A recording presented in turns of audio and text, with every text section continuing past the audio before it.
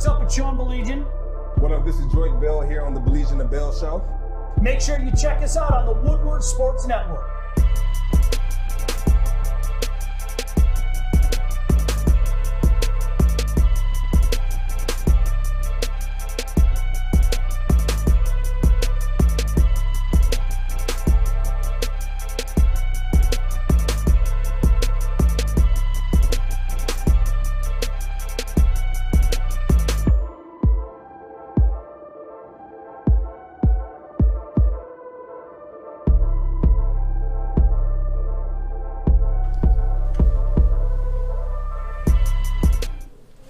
What is up? How are you? It's Tuesday.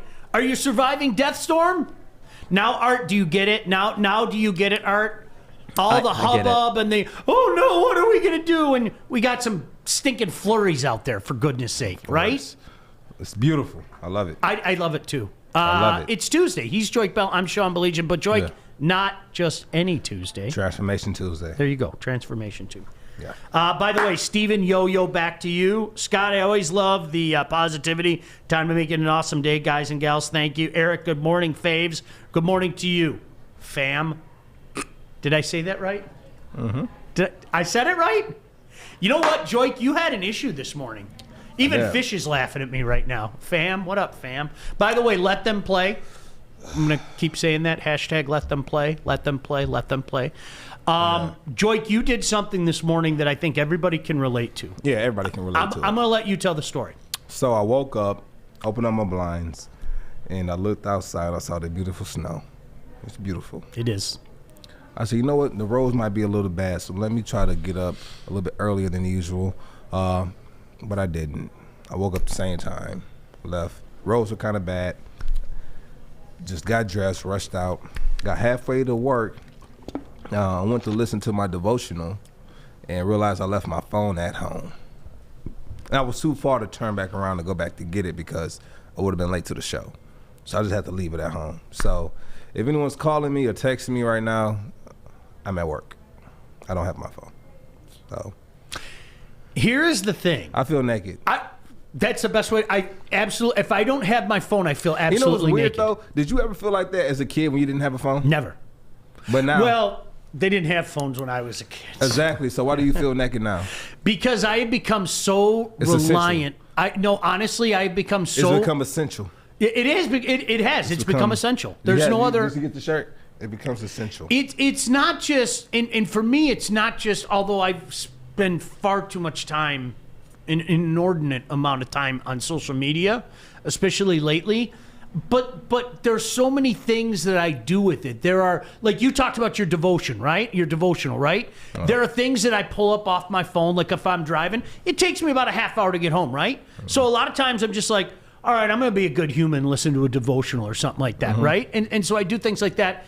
I check stocks. I love to do that. I'm sorry, that's just one of my check stocks guilty pleasures. You check stock, and I check crypto. We're down right now. We're down this morning. Anything that works, right? Anything that now. Build that bag.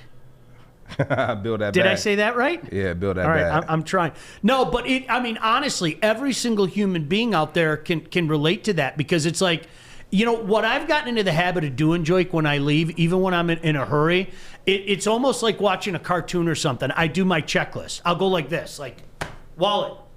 Keys. I usually do that. Phone. Like literally like that. I didn't do that.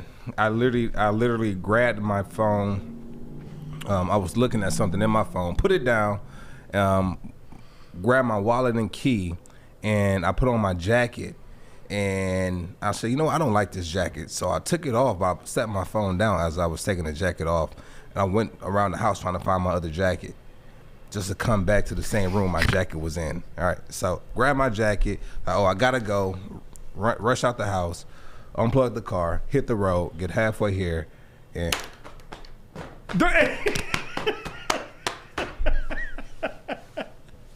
I felt like I was doing a step, like I was at a divine nine. I was a Catholic. It's like river dance or something, right? that was pretty dope. Do it again. What you do? I'm not going to do that again. I'm going to pull a hamstring or break my femur or something. Nobody needs that. Yeah. Jenna said, I hate when I forget the phone. Scott, I didn't have my rotary dial phone with me when I left the house. It was a disaster. I have to tell you a story to tell you how and this goes back to somebody that you know. I think I told this story on the air years ago. So I got a cell phone in Joik. I didn't want to text. Right. I didn't want to use text. And this is literally 10 years ago. And so Mr. Keenest, you're familiar with Bill Keenest? Yeah. Evidently, Bill Keenest had attempted to text me a whole bunch of different times over the course of maybe 6 months. And, well, because I didn't have my text set up, I never got the text. So I happened to go to the first exhibition game. It was 2011. It was shortly before you came to the Lions. And I see Bill, and Bill's kind of giving me this quizzical look, right? He's kind of like looking at me, just giving me this quizzical look. And I go, hey, Bill, how are you? And he didn't really say anything. He was just kind of looking at me. And I'm going, all right, there's something off. Did I say something? Was I a jerk? Did I get personal with somebody? And he kind of walks up to me and he goes, hey, is everything all right between us? What are you talking about? Did I do something? He's like, no, I just haven't heard from you. And I go, well, yeah, it's the off season, nothing to bother you about and everything. He was like, no, I've reached out to you like a few times. Bill, I never got a call from you. No, I've probably texted you 10 times. That's when I decided I better use my text. That true story. I was like, dude, I'm living in 1985, and I didn't want to turn on my text. And it was one of those things that, like, I'm not joking, and you guys can all laugh at me. Sean being old again. It was one of those things that was like, how Sean, dumb you really was I? are old. No, how dumb was I to not want to use text? I don't know. Like, so much simpler. Seriously? Oh my gosh, it's so much simpler. Who wants to hear my voice every day? Nobody wants to hear this voice every day. Shoot me a text. I'll shoot you a text. Art likes to hear your voice at 10 o'clock at night. Art, yeah, I call Art, man, because Art doesn't take care of business. He's told me yesterday he wanted to set up this game tonight, and he hasn't called me or reached out one time. So I hopped on Call of Duty. I'm still talking to Art. Who dipped out of the studio at 101? When I'm finished, then you can hop in. So what I'm saying is, I call Art while I was on Call of Duty. I'm playing. I'm like, you know what? Let me reach out to him because he hasn't reached out yet. And it's 10 o'clock. Who sleeps at 10 o'clock, but he wants to play Call of Duty at 9 o'clock at night. So anyway, so I say, Art, when do you want to set this thing up with me, you, Slay, Agnew? We can get this set up. He said, I don't know. He wants to come in here and are you bragging on me calling you, or are you like complaining about me calling you? Can I talk now? Do I have to raise my hand, or we're making? No, you got it now because we having a conversation. Okay, so for one, you called me at 10 o'clock. Hey, Chad, what up? What is the point of this? What is the point of me what giving up, my bad, go ahead. You called me at 10 o'clock. I literally get in bed after the kids go to bed at 7:30, okay? So that's my, like, relaxing time. The other thing is I took my nighttime medicine, so, like, I'm not all there. The other thing is... So, that's where he smoked marijuana. Okay, but go ahead. Continue. Yeah, I do. I'm sorry. That makes me a bad parent. Whatever. So the other thing is you were FaceTiming me, which I appreciate. That was great. It's 10 o'clock at night. It's something we could have talked about the next morning. The other thing is, you're deliberately ignoring me while I'm FaceTiming you because you're playing a video game. Who does He's that? agreeing to that. I knew it. It got to a point to where after we were done talking business, I go, Joik. He's like, oh, hold on, I'm playing Call of Duty. Oh, who do you have for Tampa Bay and Kansas? I start explaining my pick, and he goes, nothing. I'm like, Joik, I'm getting off the phone. No response. How disrespectful. It's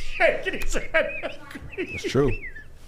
It's true. Who does that? Who gets a hold of someone and then goes... After he told me that we'll figure it out tomorrow, I was zoned out, but I couldn't hang up the phone. Because I have first place. And I can't. First place to talk to Art. I'm gonna stick with my first place. So I'm playing a game, and as we're talking about the thing, my teammates like, okay, when are we doing this? And he's like, well, who you have for Tampa Bay? And no, you asked me. Because they asked me over the headphones, and I was like, I'm not gonna say my pick over the air, but I was like, hey, Art, who do you have? and he said he had the Bucks. I said, well, you know, my homeboy said he got the Bucks. So I called you my homeboy on the headphones. So you used to feel happy. Used to be happy. I'm telling you what. But he didn't hear that though because he was in his chest. He was in his feelings. If there would listen get out to me, your chest and get in your bag. If I was, Hold up. would this be the greatest sitcom in the history of mankind? Art and Joik. We should have a camera follow us around for a day. Oh my gosh! We should have a camera follow us around for a day. I would watch it every single I'm too busy. week. The other thing is, I get up at 6 o'clock in the morning, and I knew that there was the snowpocalypse happening today. So I got up at 5. It took me an hour and 10 to get to work. So yes, I do go to bed at 10. Not all of us can roll in here at 12:59 for a show when I've been prepping for an hour. I'm sorry. I go to the gym at 6. You come to work at 6. So we both go to different. Let's switch lives for one day. Huh? That's what the new reality TV show is. No, your life sucks. I don't want to do it. I don't want. Who wants that life? Take care, everybody. We'll see you tomorrow morning for Joik Bell. Art, I'm Sean. Later. No, you know, I mean, how great. Think about it. Like, you know how they have the live studio audience and everything? Yeah. Like, Art and Joik are doing Art and Joik things, and then all of a sudden the door opens and Grammy Whammy walks in. Yeah. And the studio audience is going nuts because she knows that if anybody's going to put Joik in his place, it's Grammy Whammy. She's the only person that can do it. He wouldn't say half of this stuff with Grammy Whammy around because Grammy Whammy is a legend. I say what I want to say around my Grammy Whammy, as long as it has no profanity and it's not being disrespectful. Anything goes. Anything else. You know. So I have this thing I do with my Grammy Whammy, and like I go to her house, and my Grammy she loves having me around. Even if I'm asleep on the couch, she just loves like that I'm in. So she'll be in the kitchen cooking, and I just love the smell of like her food cooking. So I just stay on the couch and I just watch TV, and I end up falling asleep, and I wake up and the food is ready. I'm like, yes. Yes. Beautiful. You know, grandmas, they always like to feed their grandbabies. They always like to feed their grandbabies. The diva life. That is... It's true. Do you know what is fascinating is to watch the transformation of my mom and dad into grandma and grandpa. It is, I'm telling you... Totally different. From how they treated you. I cannot tell you. There have been so many times in my life where, in particular, my father, I've looked at my dad and I go, who are you? What have you done with John Baligian? Bring him back. Like, and my mom, it's the same thing. Like, Joik, the words "I'm not hungry" mean nothing to my mother. They mean absolutely. Oh, kids, it's so nice to see you, Jack. I'm gonna make your favorite. And Jack just goes, Dad just took me out to eat, Grandma. I'm not hungry. One ear and out the other. Means absolutely nothing. There she is with 8 arms. She's like an octopi, just cooking and doing whatever she can in the kitchen. It is an absolute beauty. Greg said, yeah, everybody needs to change roles. You know, I'm not saying this like to be, my goal in life is to own a Tesla. Like it's literally, my homeboy over here, Joik, has not given me a single ride in his Tesla, never offered, never exchanged the olive branch or nothing. You know why? You know why? Because I have white interior and he always wear blue jeans. He can't get in my car. I'm wearing boots for one day. I said blue jeans. Oh, you said blue jeans. And I said I have white interior. Where does boots even closely correlate to blue jeans? If I put on a hazmat suit, can I go for a ride with you, Joik? No, you can't come in my car. Oh, man. I don't want your energy to rub off on me. You mean my making the right picks energy? Because that seems like the energy I would want around me. I want to talk about Conor McGregor and all the things that people are saying about Conor McGregor today, including from Floyd. After we talk about Stafford, I want to talk about it. Oh, yeah, definitely. Jenna said, my stepdad actually smiles when his grandkids are around. They completed his life. He loves being a no-no. It is so awesome to see. It is the best transformation. There's just no other way to say it. It is the best. Brandon, Joik, what do you think about the Tesla truck? Love it. I love it. Best decision I ever made. Rode in it for a test drive in 2016. Ever since then, it's been my dream car. I was like, I'm going to get it. I'm going to get it.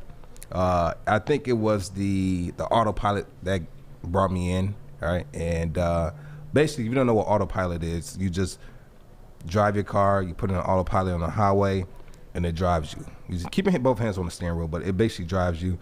Switches lanes, slows down, speeds up. Huh?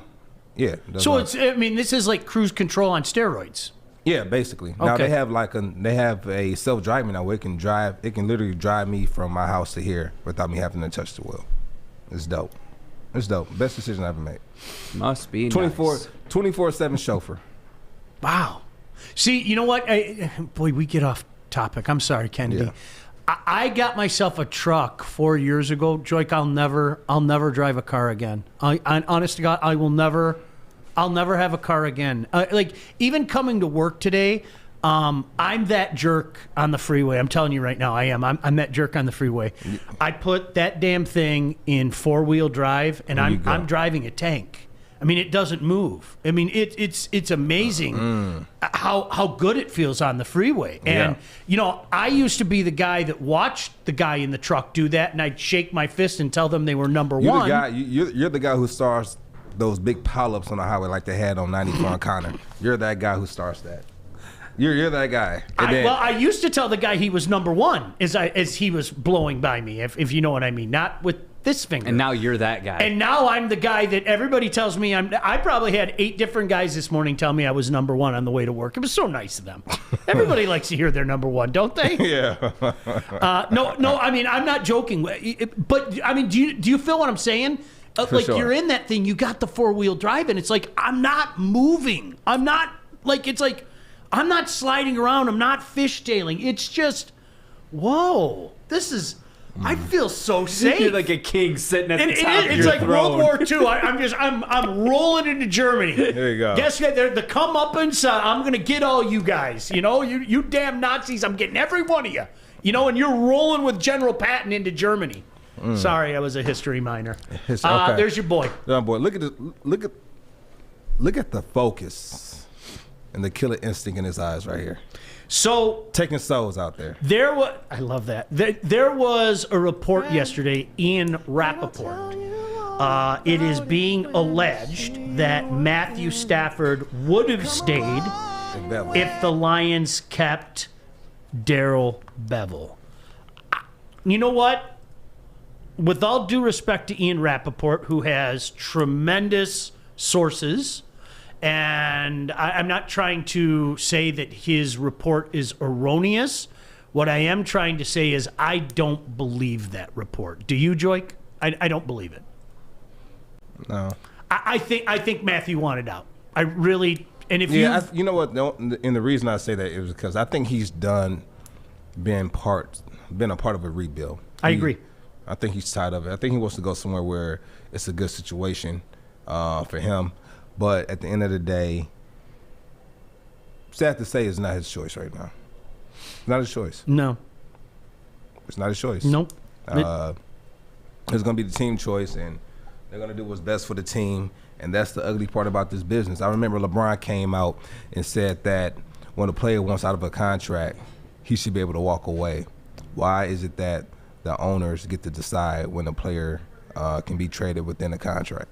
And it made a lot of sense. I mean, it could be logical. People can make the argument because they're the one, signing off on the check. But I think if both parties mutually agree to move on and sever ties, I think that should be something that we can talk about for the next CBA. It's not right now, but probably something we can talk about in the future. It's what we talked about, and I hope the Lions do right by Matthew Stafford. I mean that. I hope that, and you said it best yesterday, Joik, I hope this is something, an amicable parting where they come together like this in regards to that it helped Matthew Stafford and it helps the Detroit Lions. It's a win-win situation for both under these circumstances. In a perfect world, he would have been able to keep here. By the way, Jenna said that Kelly confirmed on Facebook to Joey that it is false. I didn't know that. Joey, if you want to chime in on that, go right ahead. I didn't believe it. If you've watched this show pretty much since the first day we started, the first week of December, Joik, I think both you and I have been consistent. I know I've said this 100 times. Read the tea leaves. I think it's over for Matthew Stafford. Read. If you're reading the tea leaves, and it's not what he said, it's what he did not say that made me think that, okay, this it might be time. So when the news broke over the weekend, I wasn't surprised in the least bit. I was sorrowed by it, sure. Saddened, absolutely. But at the end of the day, I don't know. I kind of saw it coming, and we talked about it on this show. I find that hard to believe. So if Kelly did indeed, and I'm not saying I doubt you, Jenna, if Kelly did indeed poo-poo that doesn't surprise me. I think he was done. Yeah, he's done. He's done. I think I'm done for him. And not saying like I don't want him here. I'm saying like I want him to go somewhere where he can flourish and get the respect he deserves as a as a quarterback. Because unless you're winning, you're not gonna get the roses. Yep. I want him to go somewhere where he can be an impact and win some games and get everything he deserves, because he very much deserves it. I mean, his work ethic, his preparation, his attention to details. I want him to do what's best for him and his family. Amen. Well, and here's the interesting thing. You might remember this goes back to late November when Aaron Rodgers was on the McAfee show. I'm telling you guys right now, there's more love and admiration and respect for Matthew Stafford than there is around the league. Yeah. And I'm sure this is before you and I started working together, but McAfee was talking about, great quarterbacks in the league. Pat McAfee? Yeah. And Aaron Rodgers was on. And Aaron Rodgers goes, hey, I love what Mahomes does. I love I forget whoever. He goes, that guy in Detroit just doesn't get enough credit. He goes 9 in Detroit. He goes, some of the throws that guy makes, and when you look at what he's had to deal with, that's from Aaron freaking Rodgers. And there's a couple things that come into play there. Number one, Aaron Rodgers isn't a guy that likes to give out roses. I don't know if you know that. Yeah. Aaron Rodgers isn't a guy that has a big, beautiful rose garden saying, Joik, I just planted these for you. That's not his thing. That's not his thing? No. So for him to say that completely unprompted about Matthew Stafford, to me, I think that speaks volumes than somebody else saying it. You know what I mean? Right. I'm gonna miss the guy. I'm gonna miss him. No other way to say it. They say all good things must come to an end. That's just the way. That's the nature of this game. All right. That it gets to a point to when do you end a good movie? Right. When do you end it? And so it's a good time for him to end it. Well, I'll tell you this much: the Art and Joik sitcom should never end. I want that. I want cameras on these two. Let this play out real quick. All right. That was the end of it. That was the end of it. Yep. All right. I wanted him to get the end of that celebration. Oh. Shane said Jags, Cowboys, Patriots, Raiders. Now, I keep hearing the Jags. Now, hear me out for a second. He's not going there. They're taking Trevor Lawrence. They're taking Trevor Lawrence. They're taking Trevor. But how smart would it be if they did what Maz and I grew up with, and now you're starting to see slowly creep back in the NFL? Back in the day, they used to take an understudy, and the understudy might sit for 2, 3, 4 years under the starting quarterback. And then they got away from it, if you remember. More often than not, if you took a quarterback, you were going to throw him to the Wolves, right? Early on. At some point in time during his rookie season, he was going to be thrown to the Wolves. And then if you remember, the Chiefs did it a couple of years ago with Alex Smith and Patrick Mahomes. I'd say that worked out well. The Packers did it last year. Much to Aaron Rodgers' chagrin, they did it. What if Jacksonville said, the next 2 years, you are our starting quarterback. Trevor Lawrence can sit and learn under you. If I'm Matthew Stafford, I would want no part of going to Jacksonville right now. I'm telling you, he doesn't want to go there. Yeah, but like I'm telling you right now, it's going to be what the Lions can get for the trade. And if it doesn't make sense, then don't do it. Couldn't agree more. Love you, want to take care of you, but we have to think about our best interests. Yeah, this is what it is. He has 2 more years on the contract. When that's over with, we'll see what happens. But right now, the trade has to make sense for both parties. Because honestly, they will give him away for the best deal on the table, even if he doesn't want to go there. If the Jazz came at him with a no question deal, like we're going to give you this, and this, for Stafford, and the Lions take that deal, then he'll be in Jacksonville. Like I said, it's not his choice right now. But what he can do is say, you know what? I don't want to go there. I retire. That is his choice. That 1,000%. If you remember a few years ago, the Lions were trying to trade for Gronkowski, the Grunk. Mm-hmm. And he said, well, I don't know how you're going to go there. I don't know how you're going to trade me. I retired. Yeah. Yep. All right, you remember that? He said, I'm retiring. Retired and came back. You know, because he didn't want to come to Detroit. Scott asked, did the Cowboys start the throw your rookie quarterback to the Wolves with Aikman? Do you remember that? He got his ass kicked. There's no other way to say it. The funny thing is, and I'm sorry for being a nerd, they won one game that year, and it was when Troy Aikman was out. It was when Jimmy Johnson's quarterback at Miami, Steve Walsh, started. Do you remember that? Steve Walsh was the quarterback at Miami, and they had taken him in the supplemental draft. Aikman was out. They beat their bitter rival, the Redskins, that year, finished 1-15. That guy was pulverized his rookie year in 1989. I mean, pulverized. Why would I remember that? It's 2.5. Don't remember that. I don't argue with logic. I just. It's 2. Yeah, sorry. It's all good. I don't argue with logic.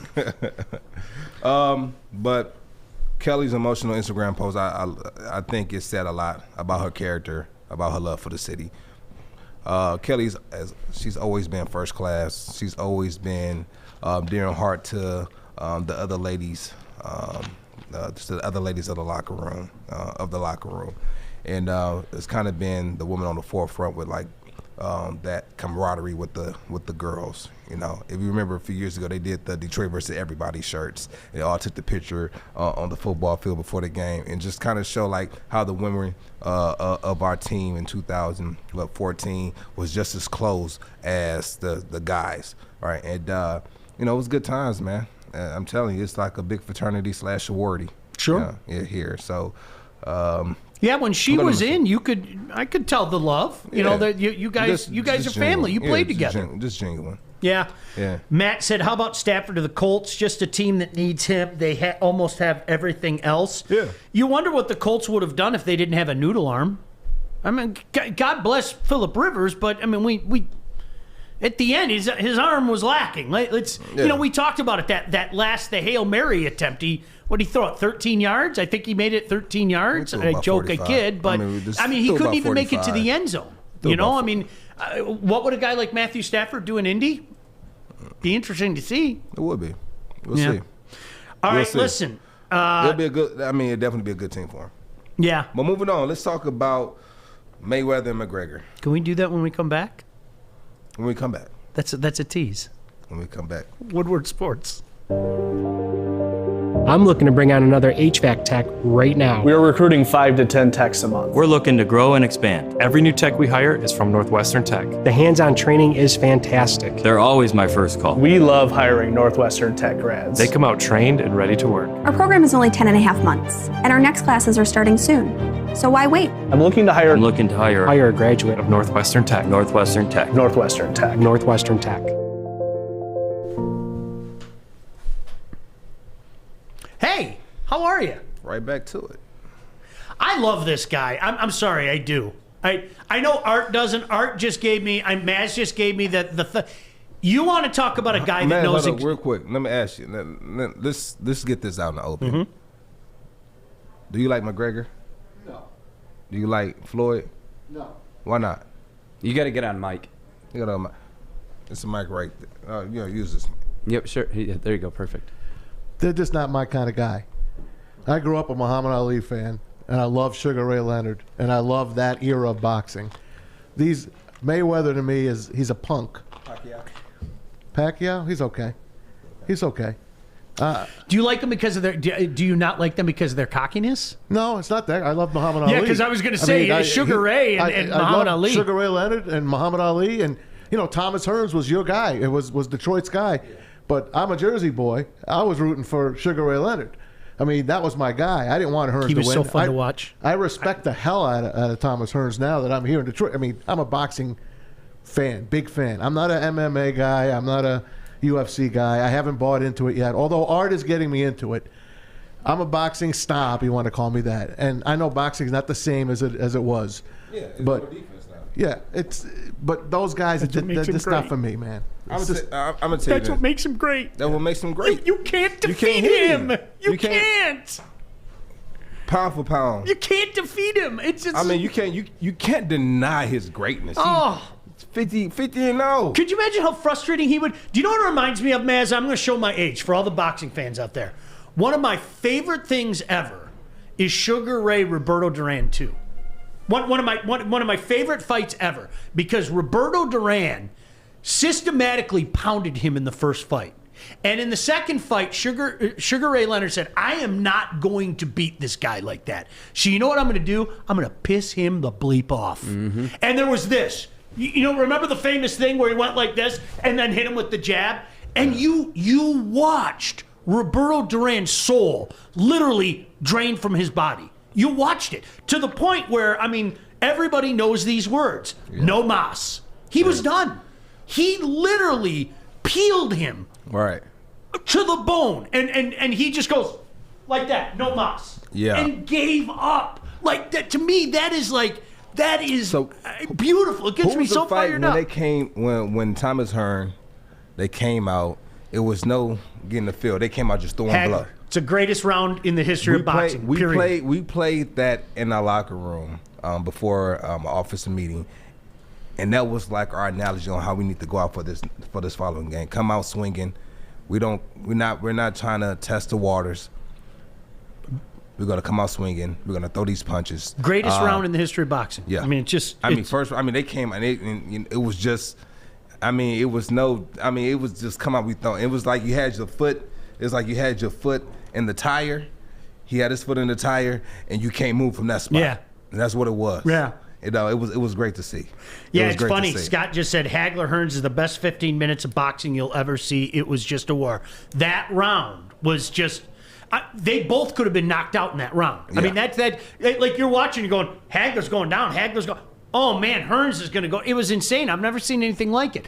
But what makes him beautiful, and I'm serious, you can say what you want about his personality or whatever. What makes him beautiful is just how defensive he is. He looks at you, Joik Bell, and studies every ounce of you and says, "This is what I have to do against this man to beat him." He doesn't watch film. But he knows. I mean, he knows what he has to do. He's beautiful. Yeah, but who did he beat? He doesn't watch film. Everybody. Who did he beat? He beat everybody. He beat a washed-up Oscar De La Hoya. He beat everybody. Manny Pacquiao past his prime. Nobody. All right, so can I ask you something? Hold on, who's older? Who's older? They both old. I understand that. They're both the same age. You're 50 and Manny Pacquiao? Yeah. You're 50 and 0. You're one of the best defensive boxers of all time. I mean, you can't hit Mayweather, but that doesn't put on a show for me. I want to see. It don't matter about. Is it about putting on a show? Tommy Hearns. It's about winning. Hey, you know what? What is it about? I want to see Roberto Duran. He's laughing at you. He's laughing at you when you say that. No, I'm not even talking about the winning. You know what he's about? He's about that. Oh, and I get that. It's money time. He's about that. But here's the thing. To me, boxing is. What's his name? Punches, Money you're gonna throw Mayweather. punches. When was the last time Mayweather knocked somebody out undecisively? But listen, that's the point. He is boring as sin. Okay, if you're looking for Hearns and Hagler, forget it. You're not going to see it. Right. He is boring as sin. He wins and he gets bank. Period. W's across the board. Here's what I will say. He's from Michigan. You hating on the Michigan? No. I know he's from Michigan. Grand Rapids native. I respect him for that. But listen, best defensive boxer of all time. Okay, I'll give him that. Those are all the people. Greatest of all time when it comes to defenses. I mean, he's 50 and 0. Okay, I understand that. He's not entertaining to me. He's not my cup of tea. I understand his legacy, but he's no Clarissa Shields. You want to talk about Michigan boxers that really put on, that really knock people out? Oh, yeah. She's one of the greatest of all time. He's one of the greatest defense. One of the greatest. She is the greatest. She is the greatest of all time. Greatest woman of all time. She's a I think so too. She's a whoa. So wait a second. But you have to call him one of the greatest of all time, right? He's the greatest, as long as you put in a little asterisk, defensive boxer. He's not an offensive boxer. It's not entertaining to me. No. But I totally agree with that. He's just not a. He's not a. I'm not going to knock you out. He wins. He wins. And to me, I think the fact that he isn't the flashy, I'm going to knock you out type of guy makes it even more inspiring that all his bouts get so much money. I mean, he's obviously doing something right, you know? His counters, his jabs. I think he's fascinating to watch. Yeah. You know what it is? And studies you as he's boxing. Oh, he's a great at film. What's the old comment when we were younger? The sweet He's great science. at film, like watching film and studying. He is a scientist. He really is. No, I'm saying that his coaches do is what I'm saying. He's not sitting there. His coaches are training him on what to do. Back in the day, he used to knock people out. He's got 27 KOs on his record. He's 50-0. Tell me the last entertaining Mayweather fight where it was actually entertaining to where you watched it for the strikes. You watched him go like Here, that. Can I for give you 12 rounds. Can I give you an example though? If you're even this much of a boxing fan, okay, when you found out that he and Pacquiao were finally fighting, okay, because I was one of those guys, I never thought it was going to happen, and then it finally happened. I couldn't have signed up quicker for that. I mean, and if you like boxing, I don't know how big of a boxing fan you were signing up for it, right? Well, and let me say this: he did knock out. I put this in quotes. Knock out McGregor in the 10th round. Okay. The reason why I look at boxing as down here and tried MMA to sell up the here, fight? because you're against the ropes and you took a couple shots and it's over. You got 2 more rounds left. Unless your eyes are rolling in the back of your head or you're on the ground, you're not knocked out. He fought a washed up McGregor because McGregor's been washed. We're going to talk about that before that. We're going to talk about that. All right. Can I ask you something though, Art? And I mean this. I'm not being condescending. This is going to sound condescending. It's not condescending. You're smart enough to know that Floyd was absolutely toying around with him for about 5 rounds. He was playing with him, Okay, absolutely. good. Yeah, Right, and when I say greatest boxer of all time, I have to put an asterisk. Greatest defensive boxer. To me, Roberto Duran, you mentioned him. You watch his fights. He was unbelievable. I mean, it's insane. He was unbelievable. But yeah, there's boxers to me that are better than Floyd in the sense of entertainment value. But defensively, no one can touch Floyd. I'll agree with that. He was absolutely phenomenal. Brandon said Pacquiao ran from Floyd for years. Boy, that was such a funny bit because they each said, "You're running, you're running, you're running." Right. And so they both finally it's the stopped running. He said, she said game. And then after he won, he said he had to have shoulder surgery. Yeah, he was hurt. You think that fight would happen again? Yeah. I don't know if Mayweather and Pacquiao? I don't know if I want to see it. Pacquiao's too busy being like a senator. And I don't know if I want to see it. I got to be honest with you right now, right? I mean, it was like they still got it. I mean, they got it. It was like there's something interesting, and I want to get both your take on this. So Portnoy, I saw a tweet where he compared Conor McGregor to later years Mike Tyson, and he said he's still going to sell because he's Conor McGregor, but people are buying thinking that they're going to see Mike Tyson, but that guy's gone. 100%. You would agree with that? Yeah, and I say before the Floyd fight, Conor lost his prime because it's the truth. I mean, the Floyd fight really put the nail on the head. McGregor's one of the greatest strikers in UFC history. I mean, you knock out Jose Aldo in 13 seconds. I could name more stats or whatever, but people found out about his game, and Mayweather did toy with him for 5-6 rounds before he decided to turn the heat up. McGregor is washed. I think his days of being a champ are over. And yeah, I mean, I agree with what Portnoy said in that. Yeah, that the glory days are over. Yeah. You think he's conning people now for more fights? What's that? Yeah. Floyd, listen to this quote that Mayweather said about Conor. He called Conor McGregor a con artist McLoser.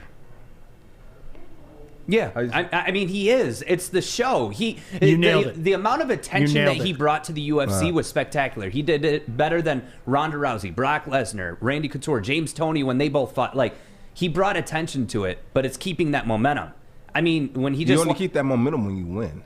Right, and when you literally say after an MMA fight, we didn't practice calf kicks, you're one-dimensional, and you were found out. Like that last fight against Dustin Poirier, how do you not train for calf kicks? So Mayweather's just digging it deeper because they're never going to fight. Mayweather and McGregor will never fight again. There's no reason for Mayweather to take that fight. No. Artist McLoser. Artist McLoser. Listen, I'm going to say the same thing. I am going to say the exact same thing about Conor that I'm saying about Floyd. He's playing everybody. Good for him. I'm serious. Go get your bank. Yeah. Go start another. Proper 13. It's the son of Proper 12. Open up 17 more bars in Dublin, Ireland. Yeah. If people are willing to pay it, your shelf life is how big, right? I mean, and in MMA, you peak between 28 and 32. After that, McGregor's 32. He had his prime after the Jose Aldo fight. Here's my question, Joy. How old is Jones? How old is Jones? Jones is... You don't want to hear my take on Jones. He's a cheater. He uses PEDs. He got busted. So age it doesn't exist for him. He used steroids to win fights. He used eye pokes to win fights. Let's not talk about the outside the octagon antics. The dude is an embarrassment to MMA when it comes to you cheated twice, you got caught. Let's not talk about the outside the octagon antics when you found a pipe in your car and you hit a pregnant woman with your car, you hit her car. He's a cheat. I'm sorry. Do I respect him as a legend in the world? Yeah. But again, you have a little star by your name because you cheated. Here's my question for you. Was there ever a time in your career where you thought about fighting? Where you thought about maybe getting in the octagon? Honestly. I'm not saying that to be a smart ass. I watched your boxing video and I pooped myself. No. There, I said. I think it was. Did you watch his? Have you ever seen his boxing No. video? I would never do that. The done. way he smacked Really? into his trainer's glove, I broke 2 ribs watching it. There's never been a time in your life where you thought even for a second, man, I'd love a boxing match or not. No? Nothing? Boxing, probably. Boxing. Not MMA. That's not my cup of tea. I train MMA like with like Chuck Liddell. I train with these guys doing Would you go to the gym with me? I got a gym, Allegiance in Sterling Heights. Let's go sometime. We'll film it. I want to see how you would do on the ground. Like, I feel like... No, I don't know anything about that. That's the beauty of it. They don't treat you like, it's not like you're just going to get, taken advantage of for 50. Like, you learn, but I think it would be good for you. I think you'd love it. Okay, we'll see. Okay. We'll see how it goes. Another Make-A-Wish for Art. Thank you. We'll see how it goes. I'm not going there. I don't honestly. I don't see me going to the gym with Art. I don't think it's anything in there. Bro, I could... Okay. We can get in the boxing ring. You would smoke me just based on weight and height. So why do you want to go? I'm not going to spar with you. Too small. Right. So Yeah. why wouldn't we roll? Let's roll. I rolled a guy who was bigger than you a couple weeks ago, and he beat the living daylights out of me. But you know what? I learned more in that 5 minutes of getting my ass But whooped. he knows what he's doing. I'm not Right, getting we on the both ground. don't know. I've had 3 weeks of training. You've had some boxing training. We're not going to box. Let's get in there and roll around. It's good content. The people in the chat want to see it.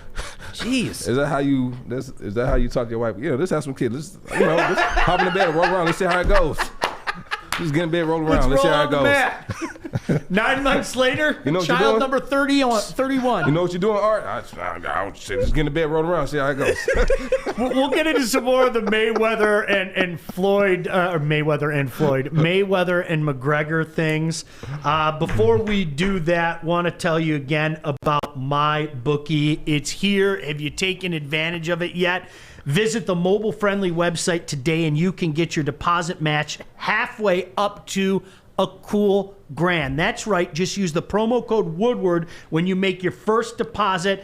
They can make it simple, and you can deposit instantly, credit card, bank transfer, Bitcoin, and more. Whether you're at home or you're on the go on your laptop or your phone, it's not too late to make your New Year's resolution a resolution to get paid. I never thought we'd be here, but it's here, and my bookie is playing a big part of it. Bet, win, get paid at my bookie. Just remember, use promo code Woodward to get 50% off of your first deposit matched.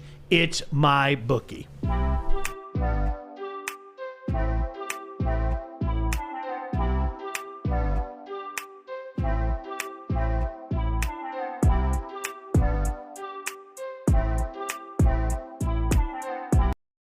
Spinning him down and putting the ball in the one. Second and goal, and short foul goes in for the touchdown.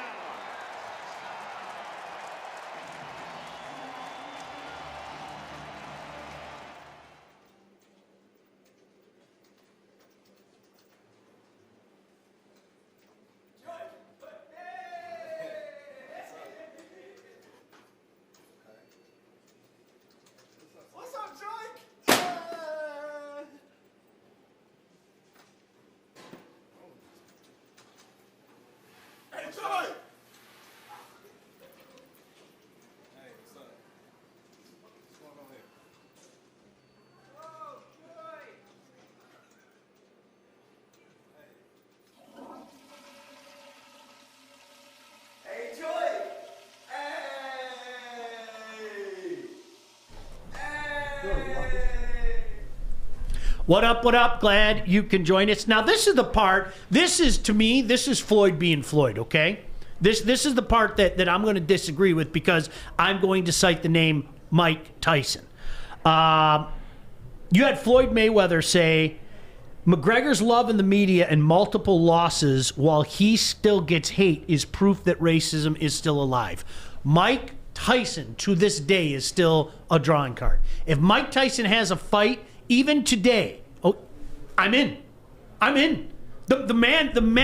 Do you know why people hate Floyd Mayweather? Why? Because he's Floyd Mayweather. That's why people hate Floyd Mayweather. Why do people hate Floyd Mayweather? See, I don't. Okay, it's this. It's the chirping. It's the money. Everything. I respect the guy. They hate him Period. because End of of his story. money?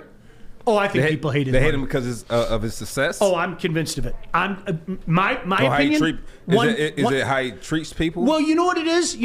I mean, you could see it, and I'm not pointing the finger at you guys. You can see it with these two. Like, Yeah. I mean, think about it. Now, he never lost. Never lost. Never lost. I sound like a certain basketball dad. Never lost. He never lost. Idiots. He is making bank. Everything this guy does turns into bank. He changed the game. Promotes his own fights. People hate hate his him. own company. I'm not saying he's a bad fight. I just say he's not my cup of tea. You said you don't like him. I said I don't like watching his fights. I don't like watching. I watched McGregor Mayweather. You said that I was don't great. like Mayweather. Your exact words. Okay, I don't like him as a fighter. As a person, I will say that then. He can do Say whatever that the hell then. he wants. right. Good for him. I wish I was in his shoes. I mean, he's got a boxing gym right down the road, and he's got them all across the country. You're Good the for same him. size as him. You couldn't be in the shoes. I think, you know what? Here's the thing, and this goes back to what Portnoy was saying. I think he hit the nail right on top of the head because Mike Tyson was the Mike Tyson, okay, that after... McGregor, day 4 of in the hospital. Oh, my God. Hey, this... This is golden. I didn't see that one. I have not seen this one. This is golden. By the way, I've had my fill of the Bernie meme, thanks. I just, this is day, 52? This is good. This is gold. Done? Is funny time over? That one's pretty good, though. This is golden. No, but here, listen. When Mike Tyson got beat by Butter Douglas, okay? And I call him Butter for a reason. When Butter Douglas beat him, he took that facade and it crumbled. It was over. And it never came back. Then it became intrigue after he went to jail. Okay, he looks bigger and badder than ever. I gotta go check it out. And then he beat a tomato can by the name of Peter McNeely. I mean, but it was one of those things. We all knew it was going to happen, Maz. But we had to watch. It was the intrigue too of you because you heard he's fighting in prison. You heard about those little rumors like he's having fights in prison. Yes, he's got to be murdering dudes, and he got out and he fought. And then it got to the point where he had the fights with Holyfield. And Evander so thoroughly frustrated, and we all know he bit an ear. And then it went to the next level. It's all right, this guy's nuts. I gotta watch his next fight. But we were watching Mike Tyson for all the wrong reasons. We weren't watching Mike Tyson because we thought that Mike Tyson was going to win a title again, or he was going to, pound a guy in 31 seconds. We were watching Mike Tyson because he became a spectacle. He was a shell of his former self. But call me a hypocrite, I was in every time. Oh, Tyson's fighting tonight? Dude, I'm coming over. You guys want to come over to my house? Cool, let's go. It's the same thing with McGregor. But I wasn't watching because I was watching one of the greats. I was watching because, like Floyd, I was watching because it became a circus. It did. I mean, it did. Every time Tyson fought, it was a circus. It was crazy. But you kept hoping that, you would see that Kevin Rooney bob and weave just one time where he came up and destroyed somebody's world. But those days were done. Does that make sense? Right. It was fun, but it was over. So you were kind of watching, hoping for the flashes of the former greatness, but you knew damn well it wasn't coming back. It was over. And I think that's where Connor's at. Yeah, he's done. I think that's where Connor's at. Now, if he comes back and fights again and win, then what? Well, the only fight that makes sense for him, he definitely does not deserve a number 1 contender slot. He doesn't deserve a rematch with Dustin Poirier.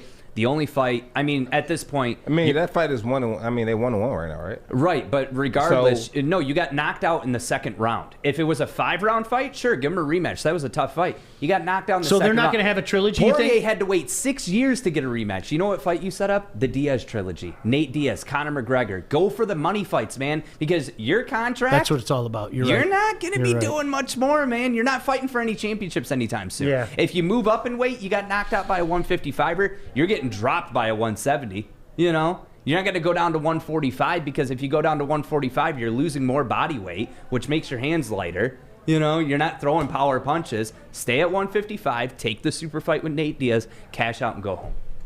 You know what's interesting? I remember the late Emmanuel Sword, God rest his soul, and I don't know how many big boxing fans are out there. Maz, I know you're one.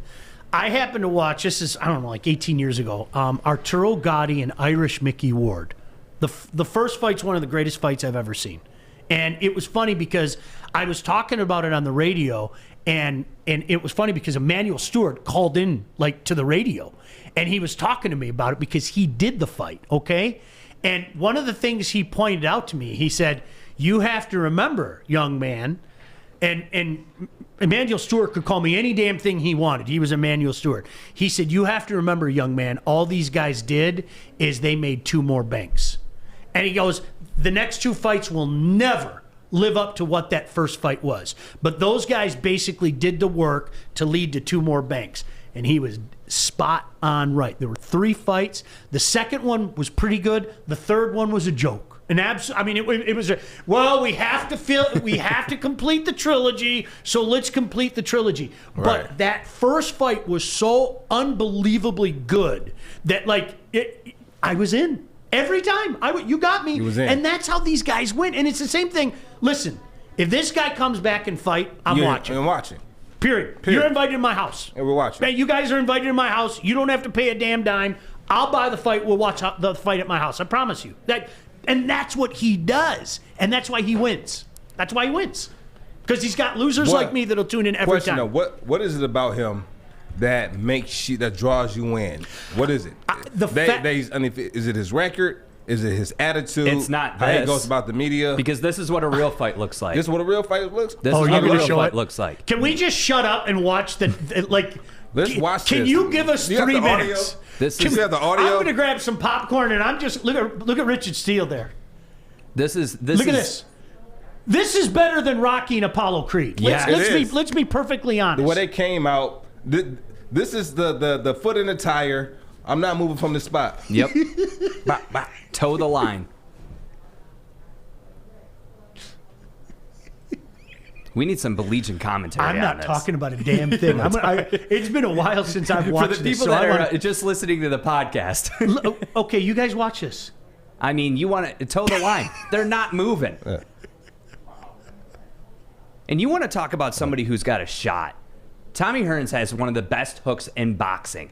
Oh my gosh! I mean, look how compact. I love it. Look how compact Marvelous is too. He was so compact, man. You had the length and the long of Hearns and just that compact. Look at that. He connected Holy right there. Garbage. But see, this is why Mayweather. You don't see this in a Mayweather fight. I need you to understand this. It's fights like this that have you walking like this. And I understand that. I get that. Mayweather will still have his brain Did you see that left hook? It's 60 years old. Marvin Hagler's left But you're leg. remembered because of your legacy and the performances that you put on. No. You're remembered by your record. So it's just about a bank account. Look at his your face. record. Your record. Can I point out his face a minute in is already swollen? Can I point that out? It's insane. Huh? Who else is 50-0? Tell me that. Who else is 50-0? We're not playing Mayweather highlights right now. Oh my gosh, is that beautiful? You brought this fight up because I brought it up. Oh, look at that. Oh my gosh. It doesn't stop. That's the crazy thing. The other thing is this. Tell me the last boxing fight that you watched that was as entertaining as this. I haven't. Exactly. I haven't. No, I mean, I'm with you. How many rounds does this fight go? 3, right? Yeah, 3. Yeah. Yeah, this clip is this is just the first round I wanted to Yeah, play. Tommy's done in the third. I mean, that's a showcase of heart right there, to keep going after getting uppercut, hook. Hearns has got hands, man. Detroit legend. Living legend. Yeah. Jenna said Sean just wants to enjoy the fight. I just want to enjoy her arguing. We are enjoying the fight. Me and Art, we're enjoying the fight too, Jenna. We could have done that forever and a day. It's beautiful. But that's why, to me, I've never watched a Mayweather fight that was like, wow, that guy can fight. No. And I get the money thing. I get the 50-0. But that type of stuff right there, that is forever. Forever. We didn't play any Mayweather highlights. I could have put it up, but there isn't any. I've always enjoyed the mental aspect of things, right? And I think Floyd is a guy that has that down to a precision, and his defenses are, I mean, really, it can't be denied, and that's why I've always respected him. See, you got to remember, guys like Maz and I grew up in an era of the big heavyweight bout. Right? The big, whether it be Ali, whether it be, Holmes and the Great White Dope Cooney, Foreman, all these great heavy, where everything was predicated on the heavyweight. And then all of a sudden, in the 80s, you saw Roberto Duran come around, and Marvin Hagler, and Sugar Ray Leonard, and Little Hands of Stone, and, all these great underbelt fighters. Question. Yeah. Your opinion. This is all our opinions. Who's the most dangerous boxer? Mike Tyson. Tyson, hands He'd down. kill you. He'd kill you. Who do you think will win? You made a mistake against him, he'd kill you. Both these fighters in their prime, Muhammad Ali, Tyson. Muhammad Ali. Muhammad Ali. He had more artistic talent. Day. Listen, you could throw hooks and uppercuts all you want. No doubt about it. Not to Ali. No, you know what? Let me tell you. You know what he'd do? You would see a repeat of the George Foreman fight against Mike Tyson. Yep. There's no power versus precision. Tyson would get tired, and Muhammad Ali would knock him out. There's no doubt of power versus precision. Zero zilch. Yeah. None. Okay. And I'm not saying that, God rest his soul. There's a reason why he's called the greatest. Muhammad Ali would have beaten. I bet you if you hooked up Mike Tyson to a lie detector and asked Mike Tyson who would win that fight, he would say Muhammad Ali. I'll bet you anything. You don't have to. He set it up. He said it all out. Oh, did he really? See, I didn't know that. So Muhammad Ali said that Mike Tyson will win. No, period. And then Mike Tyson stopped him. He said no. Every head must bow. Mike Tyson.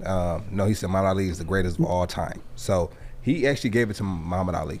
That's why, and I know this is going to be heresy to these two, but the mentality of what Ali did when he was fighting you and what Floyd does is similar to me. Like, okay, I know this guy. This is what I have to do to beat this guy. Why would I go fight his game? Why would I do that? No. Tell me the last time that you watched a boxing match that was entertaining with the Mayweather set the standard for, I'm going to break you down mentally. Yep. And I'm going to make you feel this big. Yep. And that benefits you when you get in the cage or the octagon. 100%. Yeah. When it comes to the mental warfare, no one did it like Mike Tyson, Floyd Mayweather. I mean, he's a legend for that. I will give him that. No, that's and see, I love that part of it. I love.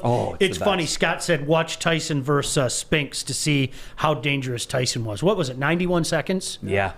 Ate him. Yeah. Literally ate him. I mean, it just, gosh, when he would do that and come up. Like it hurt you. It hurt you watching it, man. Oh yeah. And not to keep bringing up Clarissa Shields because I'm a fanboy when it comes to her. When you watch her highlights, she brings a new generation and a new entertainment value to not only women's boxing, but boxing in general, because she's not only beating them, she's knocking them clean out. And you don't see that a whole lot in boxing. To me, you want to bring attention to the women's division, there's no better person to do it than Clarissa Shields. I got to say something about the Spinks and Tyson fight. It was in Jersey. It was in Atlantic City at Trump Plaza. I'm a Jersey boy. We ordered pizza. Pizza hasn't even gotten to the place yet. And we hear a rumor that Tyson has punched a hole in the dressing room wall. And the fight was being delayed. Spinks, of course, heard about that. he lost the fight before Over. he even got in the ring. Over. And before the pizza came, the fight was over. Over. Absolutely. You're done. You're done. How do you know they got back to him? He was in the next dressing room. So he punched through the wall. You know what In happened? the next dressing room. Joik, you know, stealing souls, he took a bite out of his soul with the punch through the wall, and then he ate his entire soul in the ring. I think he might have punched the wall and put his face in it like Like the Shining. like the Shining. Here's Mikey. That's what it was. Punch. There he is. Wait, how did he do it again, Baligian? I need it on camera. How was it? Here's Mikey. Please make a gif out of that. Please make a gif. That was beautiful. That is a gift. That was beautiful. It was the face was great and everything. He looked just like him. Wendy, darling, light of my life, I'm not gonna hurt you. You didn't let me finish your sentence. I'm not gonna hurt you. I'm just gonna bash your brains in. When he did that, in that You movie, are a horror fan I to was the like, core. Holy garbage! I'm done. Like, and here's a guy that That's beautiful. Joik under scared of him. normal I'm circumstances. scared of him, Art. You would see. That's You what I'm never know. saying. You want me to stand up there? I got I'm not you, going to man. this I house got you. anymore. I'm not going to this house anymore. February That's what 20th. I'm saying. If Jack Nicholson did that to you, I'd be like, dude, you win. Later. One of the greatest performances in Oh cinema my history. Gosh, he was nuts Yeah. in that movie. Yep. I'm right behind you, Danny. Please, someone clip that. Knock Someone it clip off, that. Nicholson. You're freaking me out. I didn't know you had that in you. I didn't either. Did you ever think about going into acting? I actually did a couple. You guys didn't know that. We're getting those clips. I've been in a couple. I was in, true story, you can look this up right now. I was in a movie, I Killed Emmett Till. You know the movie about Emmett Till? Yeah. Or the story of Emmett Till. I was the guy that killed Emmett Till. In 2020? 20, they put it out in color in 2020. We taped it in 2013. Wait, is that? It's called Till We're Free. Oh. It was a Michigan short. It was in the state of Michigan, and we finished second in the state for like the movie of the year. And I was, all jokes aside, I was the horrible man that killed Emmett Till. Yeah, it was. It wasn't a fun experience. I'm not going to lie to you. I have the trailer. Yeah, you don't need to. We don't need. Yeah, we do. Yeah, we do. And Yeah, we do. it was. Do you know what we had the scene where I finally killed him? Like the things. I mean, How did they have you? I mean, we know I've seen the documentary. I shaved my head to try to look like this guy, and I had a dip in my mouth pretty much the whole movie. I had to play a redneck, and it was the things that they did to that poor kid. I mean, it makes you want to cry. I mean, what? Like drug him through all It was that. disgusting. And we were filming the scene the one day, and it was my son's 14th birthday. And Emmett Till was 14 when he passed. Yeah. And I don't know what it hit me that day, and I got so sad. It was terrible. So I didn't like doing the movie. I didn't. You didn't like it. This is it though, right? This is the. I did it, but it's not for me because I had to sell what an a-hole this guy was, and it made you feel bad inside. Does that make sense? Wow, there you are, There right you there. are. Yeah, it made you feel bad inside. And so, and after this goes off, I want to bring some to your attention, which you probably already know. Yeah, it was. So that's supposed to be Emmett Till? Yeah, that's Emmett Till. He doesn't look like a 14-year-old. Yeah, that's Emmett Till, and I was J.W. Milam. That's a name I'll never forget. Wow, there you are, right there. Yeah, it was. It wasn't. I don't even like looking at it. To be honest All right, yeah, with we you. can take it I out. mean, it's all good, but Yeah, it's all I don't. good. It like It was bad. when you have to. All right. And they come to find When out. you have to turn yourself into somebody, you feel evil. Yeah. You do. You feel evil. Because you have to become the character. That's what I had to do. And so this is the crazy part, right? You still have the plan? Could we hear it in? There's no audio on this. No, I can't play audio for it. What's this music I hear in the background? What do you hear? Music in the background? You shouldn't. Yeah, I don't understand. There we Okay, go. sorry about that. Yeah. So, good job, Art. Yep. So when I watched the documentary, right, of the Emmett Till case, it actually came that they didn't want to kill him, but they wanted him to confess that he whistled at this lady, and that they ended up killing because he would not confess to it. He said, "I didn't do it. I didn't do it." And so it comes out right before this lady who said he did it on her deathbed goes back out and says, "He never whistled at me." Right before she passes on her deathbed. This is like, when did she pass? Like early 2000? Not that long ago. Yeah, like 2013, It really wasn't that. It wasn't that long ago. It wasn't that long ago. And on her deathbed, she said that he had never whistled at her. And I think that was the first time she ever brought it up. But, and you know what though? But you know what though? If that never happens, that sparked like the revolution. That's what people don't understand. That sparked it. Right? Do you know what Rosa Parks said? I couldn't get up when I thought about Emmett Till. It's amazing. I mean, that's a direct quote from her. Seriously, I thought about Emmett Till and I couldn't get up. I mean, it's just and so again, I want you to, Joik. We had a movie premiere just down the road, and this is, sorry to get serious on you guys. We had a movie premiere, and so we're at the movie because it was up for award and all that crap, and these people were giving me like dirty looks. It bothered me. I'm not gonna lie to you. And the director was really cool. He goes, "Dude, you should be honored. Like you played that role well." And I was like, "No, I mean, you know what though." Yeah. Same thing when it came to when they made the movie 42, that some of the actors in that movie, they felt horrible about the things they had to say about how things were back then. He was adamant. There were things that I had to say in that movie that there was a little boy in the movie, and there was one scene, and it was funny. He was terrified of me, this little boy. So one day sorry to get serious with you, but one day on set, he didn't come anywhere near me. So I said to his dad, I said, "Here's some money. Can you go buy a pizza?" And I'm going to walk up because I couldn't leave. So his dad went and got a pizza, and I brought it up to him, and we ate pizza together. And I explained to him, I said, "This isn't me. This isn't like, I'm a dad." I said, "How old are you?" And he was 9. And I said, "Well, just so you know, I have a 14-year-old son. And I also have an 8-year-old daughter." And I said, "I'm a dad, you know." And so we played catch just to loosen him up, because like the first few scenes that we did, like the kid's just looking at me and he's just shaking and stuff. And I'm like, I don't know, it made me feel bad, dude. I'm not joking. You do the face like you did from The Shining. And you have to do that. But that, you did for The Shining. I mean, the fact that you went to the premiere and people were like disgusted. Oh, they were pissed at me. But that's they're pissed at me. When I think of movies or TV shows and I hate the character and I see them, in other films and I think about that, you left an imprint on them. You left an imprint. Yeah. You know what though? I saw a meme a while ago when it said it had a picture of all these different actors that played a role in the movie, and it said, which one of these characters are the characters that you hate even after the movie?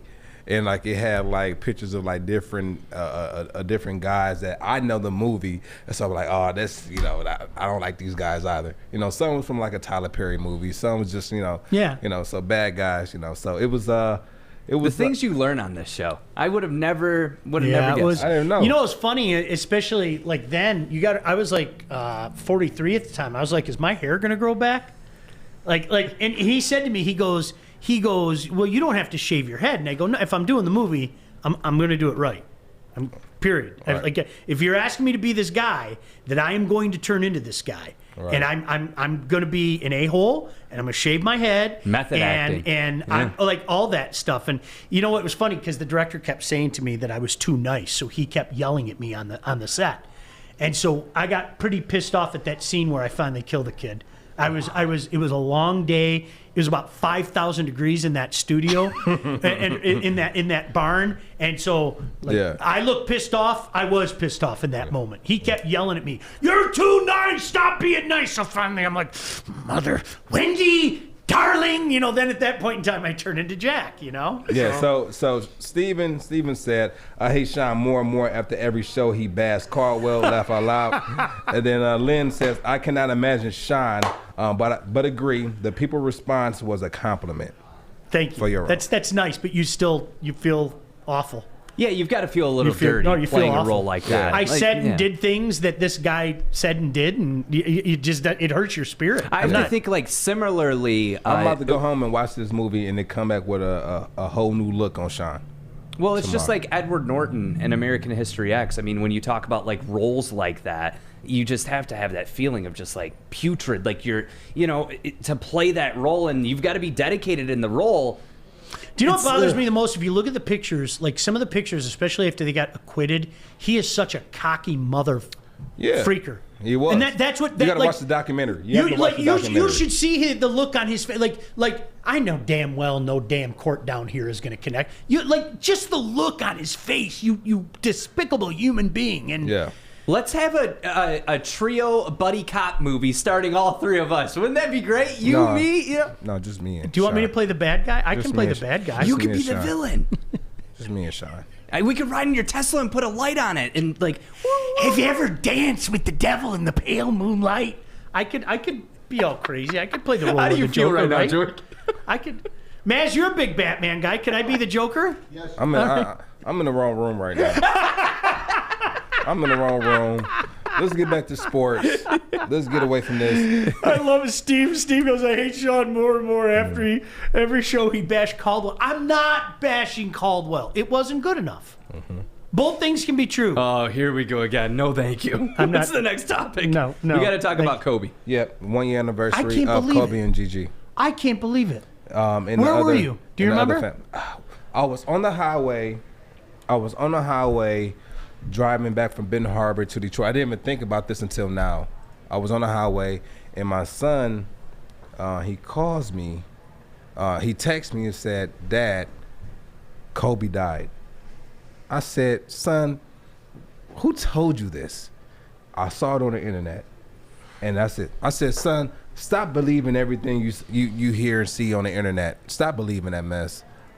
Like, just put your phone down. Like, it's a lot. And then I'm scrolling through my my phone on Instagram, and I see it on my Instagram, and so I go to Google and I type it in, like, let me get some information, and it was true. I didn't know exactly who was all a part of the crash. I thought it was his whole family, but it was him and his daughter. And so I called my son back. I had to apologize. I said, son, you were right. This is a sad day. It was another example of how poor the media can be as well, because some of the reports, Joy, to your point, that came out that day, some of the erroneous reports, and I'm old school in this regard, it is not as important to be first as it is to be factual. Right. And people, in their earnestness to be first, made so many erroneous reports. I was at church, and I turned my phone off at church, but it vibrates, right? Right. And my phone started vibrating, like, once, twice. You don't think anything of it. And it just kept going. It kept going. And to be honest with you, I hate to be morbid, I thought it was my dad, to be honest with you. My dad's been sick for a while. Right. So I thought it was my dad. So I said, I like, psst, to my wife, I was like, I gotta. And she was like, why's your phone going crazy? I go, I don't know. So I was that guy in church, and I went, I was literally in church. I was sitting in a pew. And it was just like, you felt so sick. Because it's like, I think why this hit, this is just my opinion. Do you know why I think this hit? Because obviously Gigi, but Kobe was a guy who had his ups and downs, that was moving on in life and doing positive things in his life. And he was a loving father, which is something that I strive to be every day. And this just, it really struck a chord in people. There's no other way to say that. It struck a chord in people, Yeah, I think when you're a parent, it hits a little different, and like I have a daughter, you think about the impact that you want to make on your child, and Kobe was doing that. Yep. I mean, like, the girl dad trend, and it's just. It was a girl dad. Mm-hmm. It was a girl dad. And then I think Gigi was the only one that was taken after him in basketball. And I remember seeing like her playing and then going to the sideline and him kind of coaching her up. And it's moments like that as a father, as a daughter, that you'll never forget. I'm glad he was able to experience that with her. Heart goes out to Vanessa and her kids to sit back behind, and she comes out, and like you can only think about what she's going through as a wife, with taking care of the kids on her own now. But I'm pretty sure she has a pretty strong support system. She comes out and she said this publicly, that she doesn't know how she's going to go on, and then she looks at her kids and it gives her strength. And everyone deals with mourning in their own way, and I'm paraphrasing, but something along those lines. Sure. So that was a sad day for the world, because he's impacted so many people, not just here in America, but back in Italy. I think they even named the day after him. So it's great to see that people are taking to Kobe, and I think they gave him his roses while he was here, and it's even good to see him to continue to give him his roses in GG. And the other families that were on, absolutely, that were a part of that very unfortunate incident. I think you had mentioned the media, Sean. What disgusted me the most was not only the media, but the people that were trying to go at the scene of and take pictures. Yeah. Like, there's just, what's wrong with you? And obviously we shouldn't focus any attention on those imbeciles, but it just this death really proved to me that, like, life is short. Like, sure, the man accomplished everything that he wanted, but he had kids still that he was, trying to mold his beliefs and his personality into them. And then it's literally, I think it's the saddest sports tragedy I can think of ever. Like, it sucks. The thing that I'm a psychology of things type of guy, if you guys haven't figured that out. Like if we were talking about Floyd, I love the psychology of Floyd, because I think Floyd knows exactly what he's doing and everything. A couple weeks afterwards, when you were still seeing, daily tributes to Kobe and daily tributes to Gigi. Yeah, it wasn't a one day and done thing. I remember vividly, like, sitting back and saying, why did this touch people the way that it did? It did. It just did. And I don't know the answer. Maybe you guys can give me the answer. I still don't know the answer. Because there's never been a time that I can think of when you had someone that was as influential as Kobe in the sports world suddenly die at such a young age. I think it was a shock so much to people. It was almost, you had, and then it was just everything that was going on as well in LA. That happened, and then right after that, Nipsey Hussle, and that was a big impact on the world as well. It was a tragic 2020. Yeah, 2020 was harsh. Oh, brutal. From that to the Black Panther to Chadwick Boseman. To these guys passed. It just, the impact that they made on this world was, when the riots were happening, and they mentioned this on the morning show, when the riots were happening, Kobe's murals were untouched. And that says something. No kidding, even people in anger, political fuel, the fires, and Kobe's murals were untouched. And Nipsey's were too, for the most part. Other than some gang-related stuff, I think Nipsey passing, Chad passing, Kobe passing, you had people from other gang affiliation, like, mourning for Nips. Yeah. I think even the Game, who is a Blood, and then Nipsey's a Crip, they went on tour together, and he actually caught fire from other Blood members because he went on tour with Nipsey, but he respected Nipsey Hussle so much and what he represented and who he was as a man. Because people look at gang members and they have a bad stigma, but you also have some that were created to protect their communities, and it just kind of got away from that. But it was I didn't live that life. You know what I'm saying? I didn't live that life. I grew up in a rough neighborhood, but my parents kept me in church. Like, my cousins were a part of it, but I was doing good in sports, and so they kind of kept me away from it, even though they were a part of it. But for people from different gangs to kind of respect each other and do what they were doing, it says a lot about a person's character. And so it was, I mean, from like I said, from Kobe, just to name a few, Kobe to Chadwick Boseman to Nipsey to the marathon continues. Yeah, the marathon continues. Yeah. I mean, I think they went on, and I think they had to shut down like the store because they was getting too much traffic, and they end up, I think, making like $10 million within the first few months of them passing or something, or not the first few days or something like that through their own website. So it was great to see support like that when a person's gone. But I'm a big believer in giving a person their flowers and roses while they're here. You know, and it's interesting because a few people have brought up other things that have happened. Like Scott brought up the Marshall football team plane crashing. Yeah. And I've been there. It is, I can't even describe it. I saw that movie. I didn't. I saw them. I didn't. Yeah. Before I did Wayne State, I did Toledo for a few years, and we went down to Marshall, and like standing at that fountain is just, it's weird. I mean, it's been over 50 years now, and I mean, the impact that has on your community. I've never seen a community and a team be unified the way that Huntington, West Virginia and Marshall football is. I'm serious, there's no comparison. That Marshall is Huntington, West Virginia, and Huntington, West Virginia is Marshall.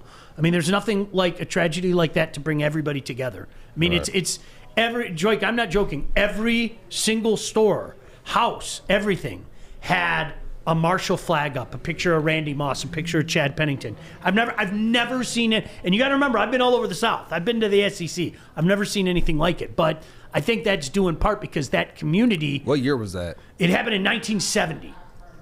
That community mourned and grieved and then healed together. And I think that's why. But in terms of the public outpouring, I've never, because other guys have died and died young, and sometimes they've died with their family. But there was something about this one that just made it bigger. And I'm not saying that it shouldn't have been that way. I'm saying it is. I mean, there was something about this one that was, it was fascinating. It was fascinating. No, to me. that's what I'm telling you. That's what it was. It was his impact on the world, not just here. It's just, you can tell, you can tell how many people were touched by Kobe when he passed because, like I said, he grew up in Italy, all right? And so people there were touched. Yeah. People who were fans of the game who would consider Kobe one of the greatest of all time. He was a household name. So everyone knew who Kobe Bryant was. You had kids who never seen Kobe play, shooting bats into trash cans, screaming out Kobe because that's what they heard. You have kids who catch balls over other kids' head and say he mossed him, but they never seen Randy Moss play, and that's the type of person that Kobe was. 41 years old, man, and I'm telling you what, you're still a baby. If anything, just go home and hug your kids a little tighter. Mm-hmm. Like when stuff like this happens, it reminds me like not to compare it to 9/11 because obviously, Sure. But when tragedies like that happen and you see it or you hear about it, Yeah. it makes you realize the importance of family, the importance of friendship, and yeah. What were you 9/11? I was sitting at home, and the program director of my radio station. This is in the days of AOL IM. Oh my God. Yeah, What were you, Art? I was in the 8th grade. Okay, I was in the 9th grade. Wait, how old are you? 32. 32? Okay, yeah, then I was in the 8th grade. Yep. And then I'm I joking, I'm sat 34. at home watching it with my year-old son. No, he 34, had just turned I'm joking. 2. It was, it was Yeah. crazy. It was absolutely crazy. Yeah. Sitting in the class, and a teacher comes in the class and said, a plane went into the World Trade Center. I said, we're thinking it was a mistake. And then within like a few minutes later, they come back, another plane crashed. And then they let us leave school. Leave school. And I think they started to evacuate like the Sears Tower. I think that's what it's called in Chicago. The tall Yeah. in Chicago. I think it's changed since then. But. Yeah, and then the Pentagon. one, but they Ugh. crashed in Pennsylvania. Yeah. But they crashed in Pennsylvania. Those heroes on that flight. So yeah, a lot of tragedy here, man. The way we pulled through as a country and as a people is commendable. Not to get cheesy, but the whole COVID thing, and you know, I think like a lot of other people, I was cooped up with a 20-year-old that wasn't used to being back home. And I don't know if you guys remember what it was like to be 20 and be back home. You've been living on your own for a couple of years. Right. You don't have to. You can come in anytime you want. You can, do the things that you kind of want and everything. Right. And early on, I think we all got in each other's nerves because we were all in the same house. And I actually called the family meeting and I said, this can go one of two ways. This can be an unbelievably wonderful time because we're all here and we're all healthy, or we can all get pissed at each other and walk around like we have the last day. You guys choose. I know the way I'm going to conduct myself, and I would hope that you guys would respond in kind. But you know what? If one of you guys are pissy, I'm going to smile and turn the other way. And I'm not trying to be an angel because I was too. It was with everything going on in the outside world. I'm telling you what, it was the most blessed 6 months we've ever had as a family. Good. Didn't do a damn thing. Didn't go anywhere. Sat in the house. We made a point to have fun. Tell us some of the games you guys did with your families while sitting at home, not doing anything. Give us some of the games you guys did. One of the greatest quotes that I live by. We didn't is ask you, Art. Sorry. I was just trying to be motivated. No. But that's okay. Yeah. It was one game that was kind of fun. A guy I saw it online. They had like a piece of paper, and it would be on the second floor of the house, and they drop it down, and you have to run down the stairs and catch it before it hit the ground. Oh, that's fun. No kidding, yeah? Yeah. They had another game where they had like a can pop, and you have to roll it down the table, and they had on the other end, it's kind of like shuffleboard. They had like a line here, $1, a line here, $20, and a line here, $100. So if you roll it down, right? If you roll it down and the can stops in one of those areas, that's how much money you get. So that was one game I saw that was pretty fun. They had a lot of fun games. One time, I took a sled, like those round circular sleds, and I put on my luchador. God, stop it! That mask that you put on, the luchador mask or whatever it is that wrestlers wear. And without saying anything to my kids, they were downstairs, and I got on top of the stairs, and I slid downstairs with that mask on, and I was in shorts. And I had a T-shirt on, and I didn't make an announcement to my kids. And then you hear boom, boom, boom, boom, boom, boom, boom, and both my kids jump up. And I came sliding down in the front room. My kids burst into laughter. They're like, "What the heck's wrong with you, Dad?" I go, "I'm so lucky that I didn't break my sternum, that I didn't break my fibula and all that." But it's just we did dumb things like that just to make each other laugh, and it was a blessing. I'm not gonna lie. Hey, it was gonna be another episode or another movie of The Shining. In the household. Now Jenna wants to know what Art was going to say. Can we ask Art what his motivational line was? U of M basketball. U of M basketball, real quick.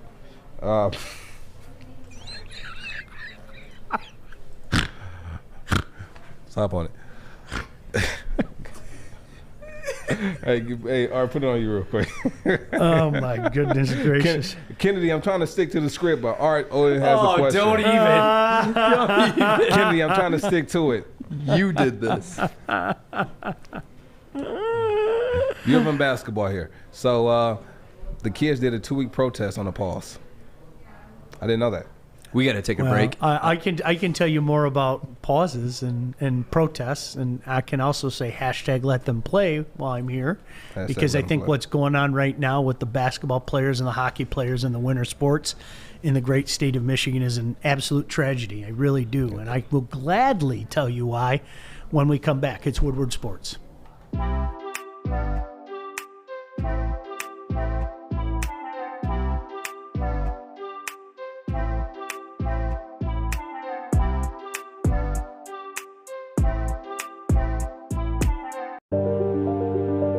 I'm looking to bring on another HVAC tech right now. We are recruiting 5 to 10 techs a month. We're looking to grow and expand. Every new tech we hire is from Northwestern Tech. The hands-on training is fantastic. They're always my first call. We love hiring Northwestern Tech grads. They come out trained and ready to work. Our program is only 10 and a half months, and our next classes are starting soon. So why wait? I'm looking to hire Hire a graduate of Northwestern Tech. Northwestern Tech. Northwestern Tech. Northwestern Tech. You're on. What's up? And we're back to the Baligian and Bell show. Right now, before we left, we were talking about U of M basketball and also the U of M students taking a 2-week protest.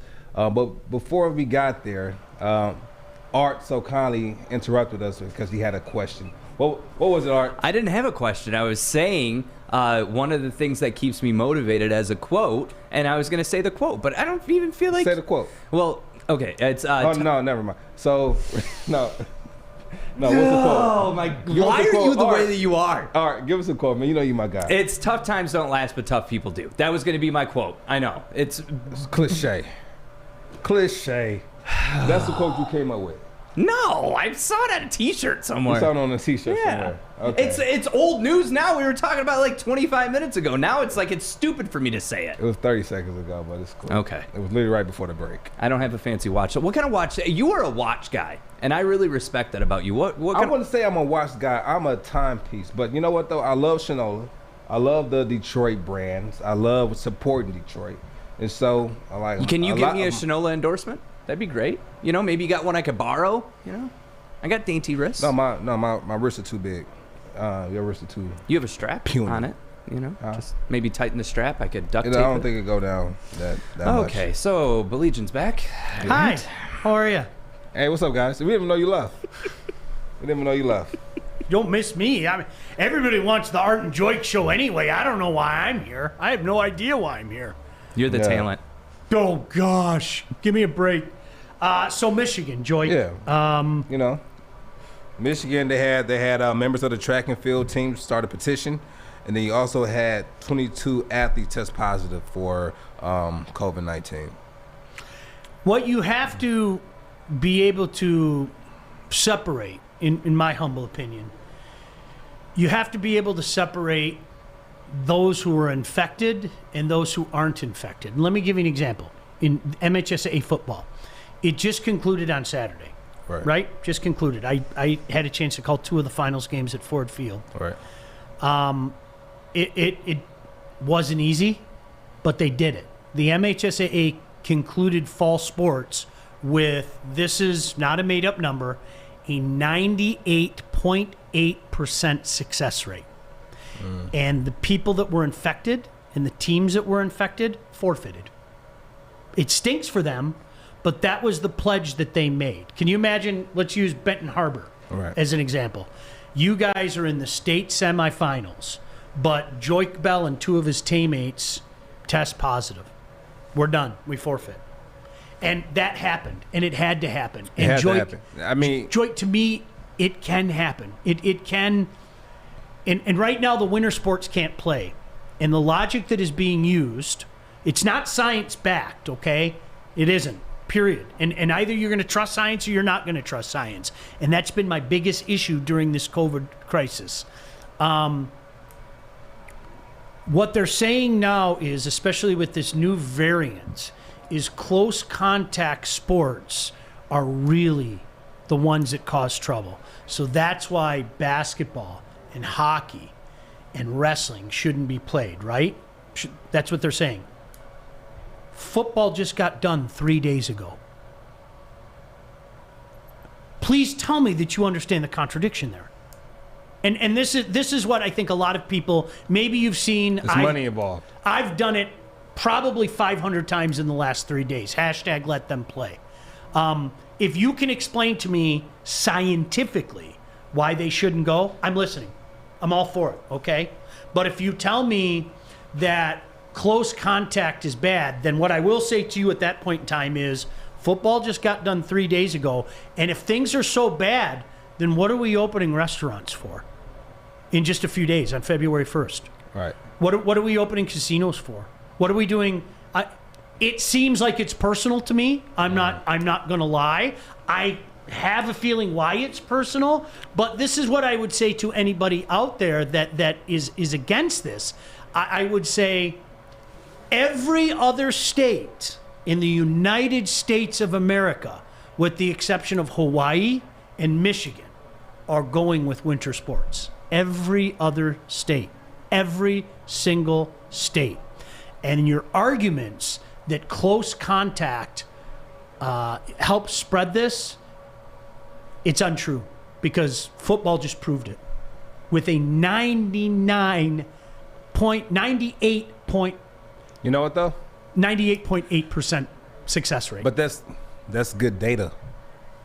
It's science. You're right. We should use science. That's good data to have to move forward with. Absolutely. Right? And now that we have that data, now things may open back up slowly but surely. I hope so. Yeah. And so just give it time. Let's see what happens. It's hard to please everyone, especially in a pandemic. I mean, we had no plan for this. I heard that the government has a plan for a zombie apocalypse. But no, I'm serious. Like, look it up. I heard that the Pentagon have a plan for a zombie apocalypse, but they don't have a plan for a pandemic. Baffling to me. And Joy, skip the pan. I think it will be like an epidemic and then a pandemic and then zombie apocalypse. But they just skipped the pandemic and then went straight to the zombie apocalypse. And Joy, I think this goes back to the issue that many people like me are having. Now, if you're Michigan, you have cases where I think you should shut down. I do. I think you shouldn't shut the whole athletic department down. I disagree with that.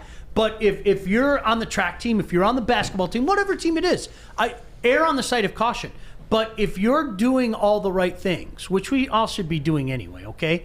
If you're doing all the right things and you have a 98.8% success rate, and the ones that didn't succeed policed themselves and forfeited or sat out, whatever the case may be, why on earth wouldn't you do that?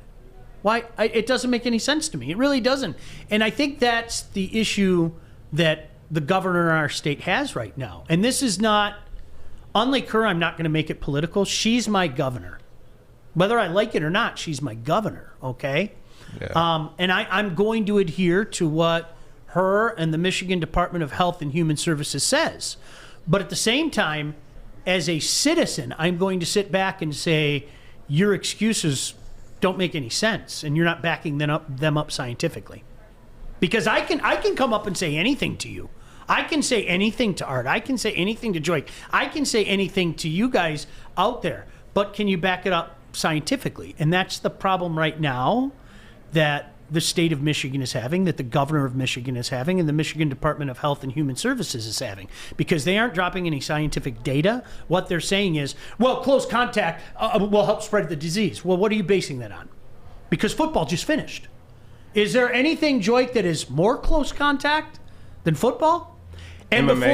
before you say MMA. But yeah, maybe MMA. Before you say, but we're talking about indoor sports, I have a news flash for you. The last 3 weeks, football's been indoors, in small venues and large venues. Yeah. So if we're going to be adult and we're going to have an adult, honest conversation, you cannot tell me that this isn't hypocritical. You can't. You can't. There's no possible way that you can admit that. It's incredibly hypocritical. It doesn't make any sense. My question is this. So if how do you feel about MSU? Do you think they play this Thursday against Rutgers? Were they tested and all that? I believe so. I would say yes. I would. Yeah. They haven't played in like 20 days. Yeah, I would say yes. Okay. Yep. I mean, right? Shouldn't we? Yeah. But you have to now. And now this they're is rusty though, and now they got to get the please rest off. Consider the source. I have been consistent throughout this entire process. I didn't like the idea of shutting things down. That's just one man's opinion. I adhered to it. I wore my mask. I washed my hands. All of those things. I'm a firm believer in you have to live. I'm a firm believer, and I think playing hide and seek with a disease is never going to work, because we could all hide for the next week, maybe two, and is COVID just going to go, I guess there's nobody to get, I'm going home. You know what I mean? Right. That didn't make sense to me. COVID's still going to be there, and there's no way we're going to hide 100% of the people 100% of the time for 2 weeks. So I've always been an anti-lockdown guy, but that's my governor. This is the law, and I'm going to respect the law. That doesn't mean that I can't question hypocritical and contradictory orders, and that is exactly what the Michigan Department of Health and Human Services have done. And if you're one of those people that says that you trust the science, you either trust the science or you don't trust the science. Speaking of science, did you ever see the book? That talked about?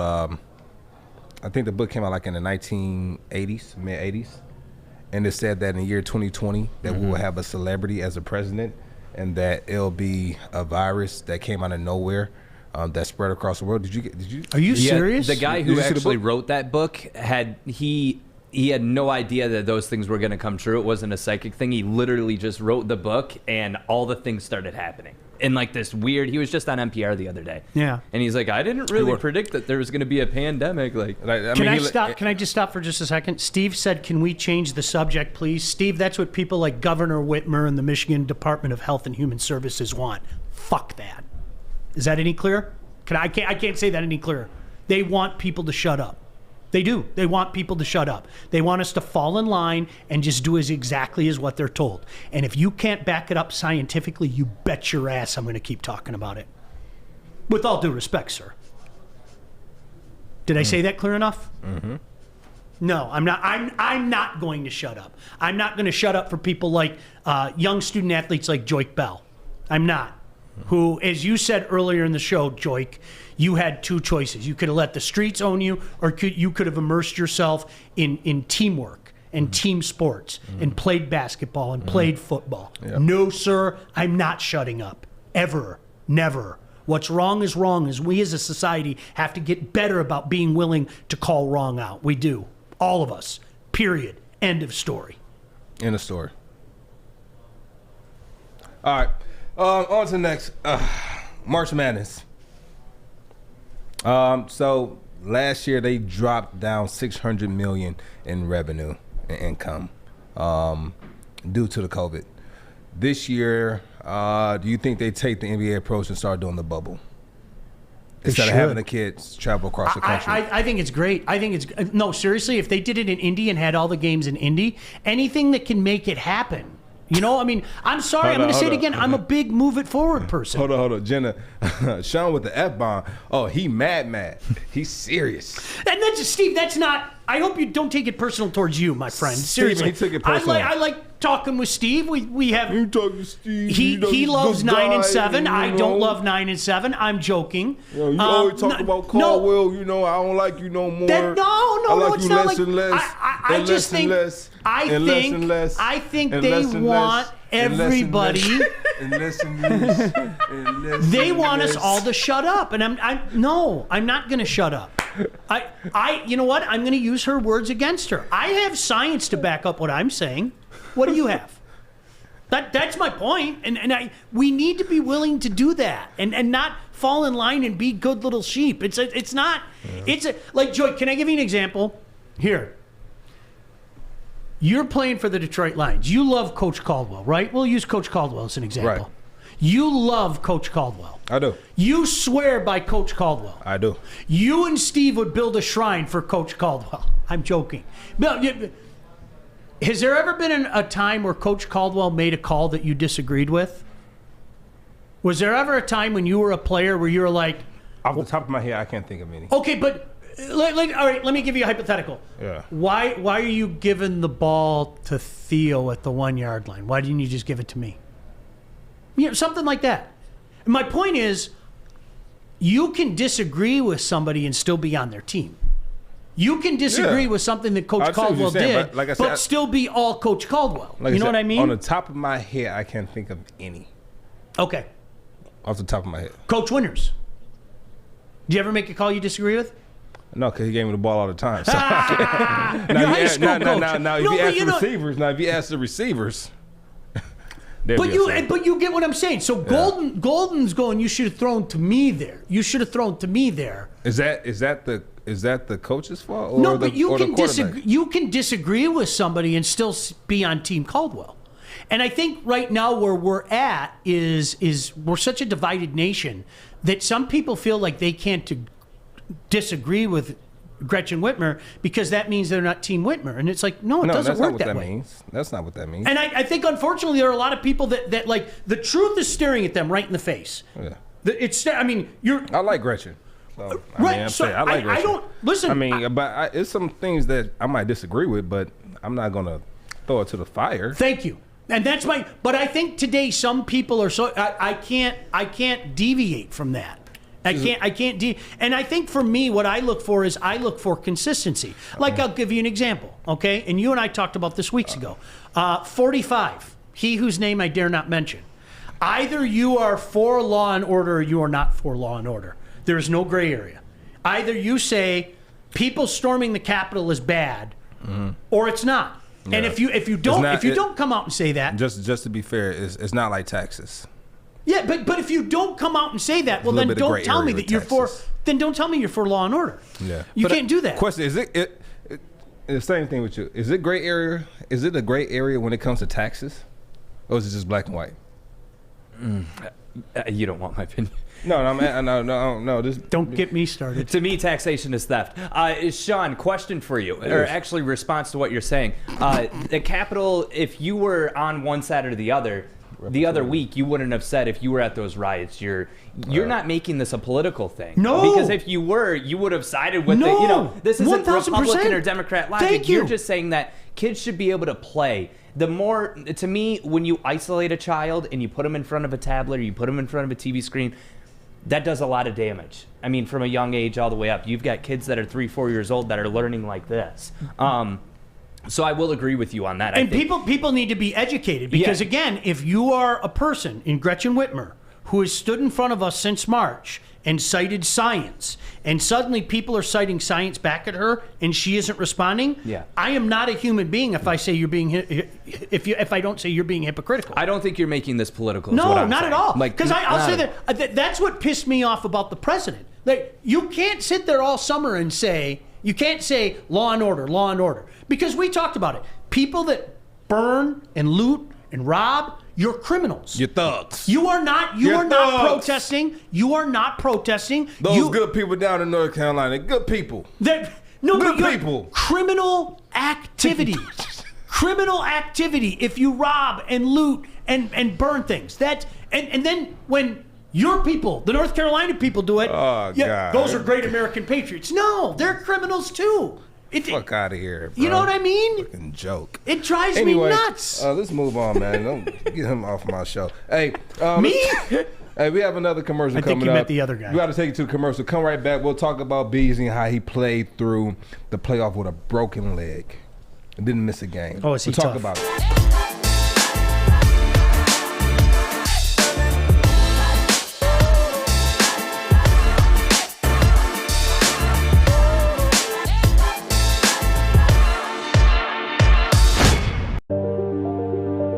I'm looking to bring on another HVAC tech right now. We are recruiting 5 to 10 techs a month. We're looking to grow and expand. Every new tech we hire is from Northwestern Tech. The hands-on training is fantastic. They're always my first call. We love hiring Northwestern Tech grads. They come out trained and ready to work. Our program is only 10 and a half months, and our next classes are starting soon. So why wait? I'm looking to hire Hire a graduate of Northwestern Tech. Northwestern Tech. Northwestern Tech. Northwestern Tech.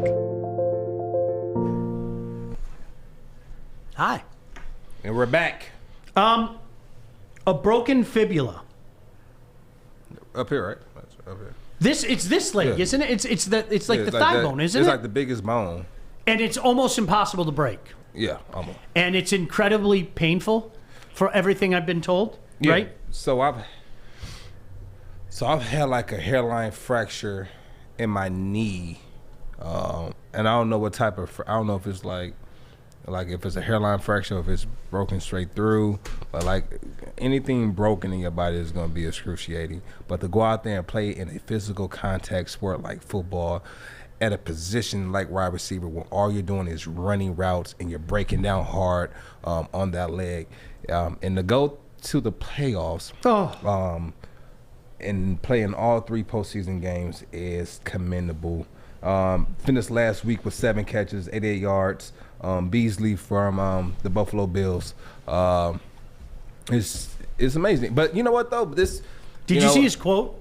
Yeah, you take some medicine. He's like, you take a few meds and you suck it up. Yeah. And you know what though? With a busted leg. Yeah, and you know what? And it's times like I've seen like the interviews with like Emmitt Smith where he played a game with 2 dislocated shoulders, and he said when he would run or about to take it, he can hear the grinding of his shoulder, like you have a empty water bottle and you're squeezing the water bottle. Like if you passing your Mountain Dew I got one right here. I got one. Can I finish it? He said that's what he said. It was hurt, like in the shoulder. Diet Mountain Dew. And so, I played with 2 dislocated shoulders before. My 2012, I couldn't lower my shoulders to deliver a blow, so I had to run up high. But I finished the game, and what they do is they give you they give you meds. They give you the the cortisone shot. It puts a pause on the pain. It doesn't help to heal you, but it puts a pause on the pain, which can be catastrophic if, say, I had a patella tendon issue and I put a cortisone shot and it masks the pain, and all of a sudden I tear my patella tendon and now I'm out for a whole year because I didn't know how painful it was because I couldn't feel the pain. Now, when I got the cortisone shot in my shoulders, but I still felt all the pain, and like it didn't help at all. It didn't help at all. And so for him to go out there and take meds, he probably took the cortisone shot in his leg to help get him through. Like you said, you suck up and play, and people don't understand. Like as players, going out there and playing with injury, that's like second nature to us. Like it's even when you're a kid. Even you're never going to play a game in the NFL 100%, but you can't go out there and be effective. You can go out there and be hurt, but still play at 100%. But you're hurt. You can still be productive. And so, was there ever a time you played where you kind of knew I shouldn't be playing, but you had to play anyway? For sure. Last game of 2013, we were playing the last game in the Metrodome. I was literally on one leg. I couldn't stop. If it's a play, if you can find this play, I ran this coach over on the sideline from the Vikings because I ran and I couldn't stop. I couldn't stop because I couldn't put any pressure on my left because my patella tendon was so. And as an athlete, we kind of know like we don't ever put shots in our joints. Like you don't want to put anything in your joints. And so I remember I was running and I felt bad about running the guy over. That I tried to help him up. It was like a bigger, heavier set guy. So he took all the blow but he stopped me though. So I was like, thank goodness, like he was able to stop me because I probably would have ran into the bench if And Reggie was hurt that game. We didn't have a shot at the playoffs, but I didn't want to just sit out because of my leg, so I just played through it, right? But you have a muscle here called the VMO. And it basically takes all the impact when you're running. It takes that, so that deactivated. So it was all just mush. And so my knee was literally taking the whole. It was literally taking the whole. Did you see blow. what Grammy Whammy said? She said, "I'm so glad those days are over." Yeah. Aw, I had to Grammy like Whammy. that Grammy Whammy. Thank you. That's Grammy Whammy. So, but you know what? I can say this: I never missed a game in my NFL career due to me sustaining the injury during the season. I've missed games because I've had surgery and I tried to come back early during the season, and they said, you know what, I couldn't go because I didn't have any power, so they pulled me out for 3 games and because of 1 concussion, and that was due to protocol. But other than that, throughout my time playing, I never missed a game due to an on-the-field injury. Like I just played through it. What's the toughest injury you had in the NFL? The toughest injury will probably be my patella tendon. Where is that? Oh, that's the knee. Oh, I need to get tendonitis in like jumper's knee, and I would say the tendonitis in my Achilles. But I couldn't have surgery on it because it was set. I would have been out for like 6 months to a year if I had surgery, so I had to play with it. And so, but the good thing for me, the lucky part is when they went in to have surgery on my Achilles was already partially detached from my bone. So I'm glad I got the surgery then, because if I would have played, it probably would have tore. And so I caught it right before. And, you play through that where, you get surgery, they have to detach it from the bone, smooth the bone out, and then reattach it to the bone. And then it's almost as if it's a ruptured Achilles, because they have to detach it from your bone and then reattach it. It was bad, but, it's part of the game. All right. I was never a pro, far from it, but I have to tell you one. I played with a broken collarbone. You did? Mm-hmm. All right, Troy Burrell. Couldn't miss it. Couldn't miss it. And I thought I screwed up my shoulder. And the one thing that I remember, I couldn't wind up at all. So what I tried to do is I tried to hide it, and I was going like this. What was you doing? You can't what playing game? hockey. You couldn't do anything. Like, there's nothing you can do, right? And so one of the guys noticed it, and he was like, "You all right?" And I was like, "Yeah, my shoulder's sore. I'm all good." But then, like, a couple more, you can't hide it. There's nothing you can do. Like, you have you had one? There's nothing. Your arm just kind of hangs. I can't lift it up like this. I don't break my bones. I break bones. But I mean, eventually, what they do is they put you in a sling like this. But the doctor has to, like, move your arm up like that to get it in the sling. And so he came over and he went like this. He goes, "What the hell's wrong with you?" And what are you talking about? He goes, "Your clavicle is separated from your sternum." I go, "Speak English. What does that mean?" He goes, "You broke your collarbone." Okay, don't say anything. He goes, "No, you're done." Okay, cool. That sucked. I didn't want to. In your opinion, pulling a move like this and playing through a playoff, sure, it makes you a badass. It makes you like a legend for that game.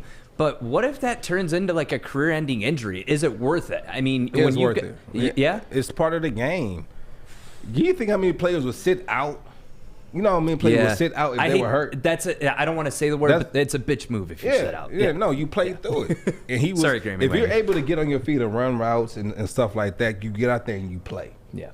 Right. If you get hurt on the field doing what you're doing, kind of like with Kevin Durant, they knew he should have been out there playing on that calf. He ended up rupturing his Achilles, right? But as an athlete, when do you say, "I'm gonna sit out"? I'm gonna sit out. You don't. You play through it and you hope for the best. And there's times where I played injured or I played hurt, and as the weeks went on, I got better and better and better. I didn't re-injure that same injury, and so for him to go out there, I've never heard of anyone playing with a broken leg. I've never heard of that. Wasn't that back in the day? And somebody can look this up. One of the old school guys didn't Hacksaw Reynolds play on a broken leg? I think in the Super Bowl. That's the only other time I remember it. I think there was a guy named Hacksaw Reynolds who played on a broken leg. It was Super Bowl 14. I think he played on a broken leg. I think that was the story. The Rams lost to the Steelers, and his mindset was, "We're in the Super Bowl. Like hell, I'm going to miss this. There's no way in hell I'm going to miss this. This is the last one of the season. Yeah. All right, this is the last game. And luckily for me, when I separated both my shoulders, that was the last game of the season, 2012, when I had that leg injury. Did you ever find it? No. All right. Couldn't find it. It's on there. It said, like, Joy Bell runs over some fat guy on the sideline. On YouTube. That's what they said. I'll see if I can find it. That was the title? That was the title. No lie. That's what it was. And Joy I felt Bell bad runs about over it. fat guy. It's the thing was Joy Bell runs over some fat guy on. I said, why would they say that about my mans? But the last game of the season. So I was able to kind of muscle through because honestly, I wanted to retire. That's how painful it was. I lost muscle on my leg. It was bad. It must have gotten taken down for bullying because I cannot find it. Oh, okay. Yeah, he broke his leg in a playoff game and then played the rest of the playoffs. I'm going to the Super Bowl. Sorry, I think there's something insane with you. What the hell's wrong with you? Yeah. Just a tolerance for pain, man. Yeah. The tolerance for pain. No doubt about it. Adrenaline's got to play a huge part in that. You literally broke your leg and you're still running, and that drop of adrenaline after has to absolutely suck though, because then it seems like the pain's amplified. It's like it's been hidden for a while. But you gotta think your adrenaline is rushing like during the game when it happens. But when you have to prep for the whole week of practice, and then going to another game, it's a difference. It's a difference, all right, versus breaking it and then going through a whole playoff, 3 games in the playoff, and winning and being productive, right? And being productive at that. That's the tricky part. And that's one thing I always tell Calvin, like, we know you're hurt, we know you're injured, but if you're just on the field, if you're healthy enough just to be on the field, you'll have an impact. You'll make an impact. It's the difference of legends and casuals. Like, that's what makes you a legend. Well, it really and does. you know what? It goes back. That's why guys like that. I mean, to have all the athletic ability that guys like you and I could only dream about, and that, I mean, I think that's why those guys go to the pros and we sit on our couch and talk about them. and I smoke food and watch them while they're playing in the pros. For sure. Yeah. Well, anyway, time is up. All right, buddy. It went by fast today. It was didn't fun today. Yeah, It was fun today. It was fun today. Art got it. Let them play. Yeah, let them play. Thank you. Do you want to announce the date real quick, Joik? I mean, you and I have come up with a date for the We come up with a date, but we also have to reach out to them. Okay, make sure it's good with them. But right now, we're looking to have our match with me, Darius Slay, Jamal Agnew against Art and his squad. I might even bring Solo back. No, you can't bring Solo back. That's literally cheating. No, we're going to bring Solo That's back. literally cheating. No. Okay, we'll discuss it later. Then we're going to bring Solo back. See you guys. Be well.